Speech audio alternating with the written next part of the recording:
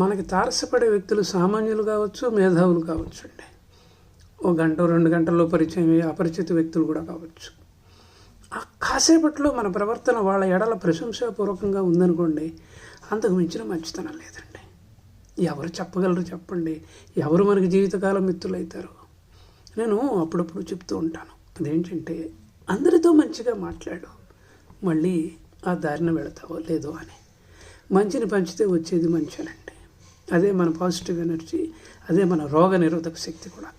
అలాగే రోజువారీ జీవితంలో కృతజ్ఞతలను కనుక మనం వెదజల్లుతూ వెళితే ఆ వ్యక్తులు మళ్ళీ భవిష్యత్తులో మనల్ని కలిసినప్పుడు స్నేహపూర్వకంగా మనల్ని ఆశ్చర్యపరుస్తూ ఆహ్వానిస్తారండి.